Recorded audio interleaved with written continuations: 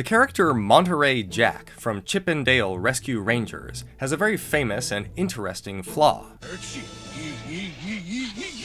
Whenever he smells cheese, he loses a grip on his senses and he immediately drops what he's doing in order to pursue the cheese. This comes at a great inconvenience for Chip, Dale, and the other titular rescue rangers when they're trying to do something that requires Jack's assistance. Thus, when the titular rangers are trying to be careful or quiet or do something that requires finesse and Monterey Jack smells cheese, the tension is raised. This is a way of adding some tension to a scene without it getting too cheesy. Welcome to PhD&D, everyone. I'm Dr. Bowers, and I want to take a moment to talk about character flaws in 5th edition Dungeons & Dragons. In 5e, every player character has ideals, bonds, and flaws. I really like this system because it does guide players in how to roleplay their character, and it's also an efficient means for players to communicate what their character is all about to their dungeon master.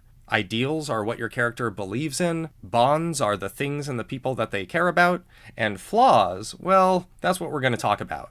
What are flaws for, and how do you come up with a set of flaws that are good? And my lesson to you is to think of Monterey Jack from Rescue Rangers and his flaw of not being able to control himself when there's cheese. In 5th edition Dungeons & Dragons, a flaw is something that the dungeon master can use to prompt suboptimal behavior. Behavior which is not tactical, or behavior which is not what the player character has previously agreed upon.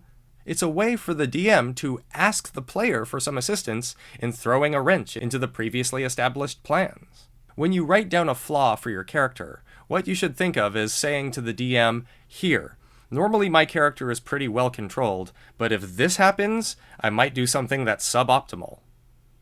Now, I say prompt behavior, and I say might do something suboptimal, because of course it's very important for dungeon masters not to try to police these things or use a flaw to force a character to always behave in a suboptimal way. Flaws, again, are for fun.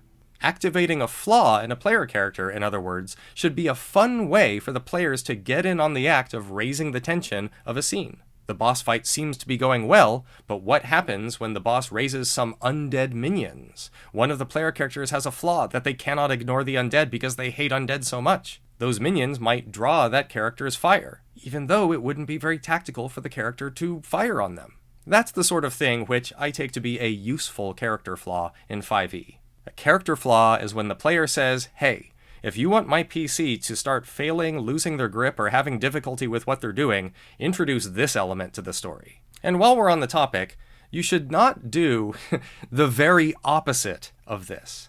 I've definitely seen some player characters where, when it comes to their flaws, it's like they're in a job interview and they were just asked that question, what's your greatest weakness? And the goal, of course, is to turn that into something that you could brag about. What would each of you say is your worst quality? Well, I am a workaholic. Well, I push myself too hard. Ooh, I guess my character's flaw is that they succeed at everything, right?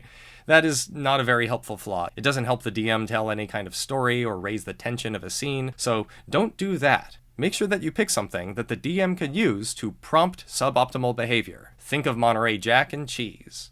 That's it for this short video. Thanks everyone for watching. I've got more videos in the pipeline coming out, including an update on this channel, an update on the book that I'm working on, a couple of Ravenloft videos, and some videos on independent TTRPGs. So stay tuned for those. In the meantime, thank you for watching. Do all the internet things. Click like and subscribe, hit the bell, and I'll see you soon.